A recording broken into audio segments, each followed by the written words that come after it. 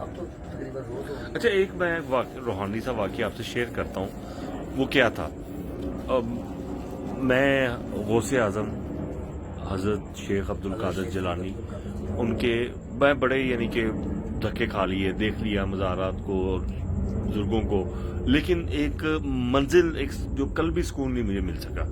तो पहली दफ़ा मैं आज से कुछ माह पहले वहाँ बिल्कुल जैसे मुझे ले जाया गया, मैं बिल्कुल बगदाद गए, सॉरी बगदाद गए थे। बगदाद नहीं, मैं उनके पोतों कलर कार। कलर कहा। तो वहाँ जाके ना मुझे ऐसे सुकून और पता नहीं क्या, जैसे कुछ बहुत मज़ा आया।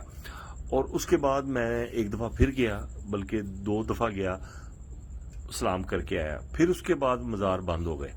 मैंने बड़ी कोशिश की जाने की, वहाँ पे आपको सुकून मिला? बहुत ज़्यादा। तो अच्छा, अब ये वाकई में सुन लीजिएगा हाँ बात। जी, मैं अब आपकी बात जी, समझ गया हूँ। अब मैंने कोई 5-6 चक्कर लगाए, लेकिन मज़ार बंद था। अब पिछले फ्राइडे, ये आज भी फ्राइडे है ना, पिछले फ्राइडे नाइट पे कुछ मेरे कोई बिजनेस में मामला बहुत ख़राब चल रहे थे, तो मेरी कोई मीटिंग थी, रात लेट हम बैठे रहे। तो वहाँ से ना बड़ी अच्छी मीटिंग हुई। तो मुझे एक वैसी घर आ रहा था एकदम से मोटरवे पे ही मुझे सुकून मिलता है। मैं ज़्यादातर रातों में मतलब निकला होता हूँ फजर की नमाज वहाँ। तो वहाँ मैं मतलब कलर कहार पहुँच गया, और मुझे पता था मज़ार बंद है, लेकिन मैंने कलर कहार पहुँचते ही ऐसी किसी गपशप हुई, मैं कि यार मज़ार कब खुलने हैं? कहते जी रात को ऐलान हो गया है, मज़ार खुल गए और सुबह मैं पहुँचा हूँ।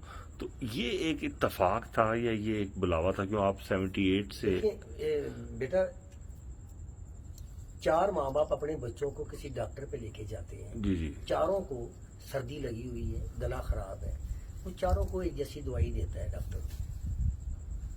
3 को आराम आ जाता है, 1 को नहीं आता। तो क्या 1 को आराम ना आने की वजह से वो डॉक्टर नहीं रहता? शफा मेरे अल्लाह के हाथ में है ना। तो तीनों को उन्होंने, चारों को उसने इंजेक्शन भी लगाया, एंटीबायोटिक भी दी, दवाई दी। जहां पे आपका हिस्सा लिखा होता है ना जिस डॉक्टर के पास, वहां से आपको शफा मिलनी है। जिस कैफियत को आप कह रहे हैं, ये जिस्मानी बीमारी नहीं, ये रूहानी बीमारी है ना। जी जी तो आप रूहानी बीमारी दूर करने के लिए भी ये इन डॉक्टरों के पास आते हैं, ठीक है।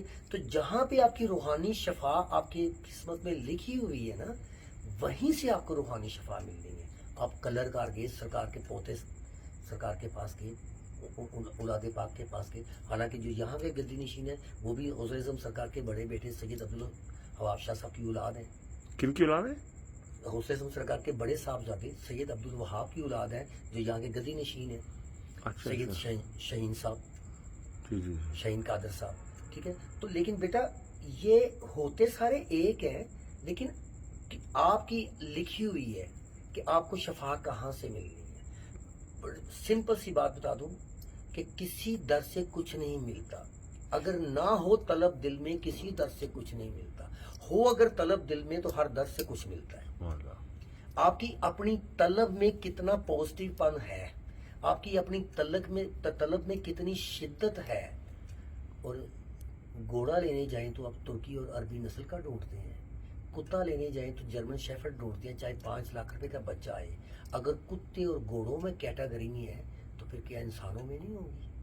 ब्लड बोलता है।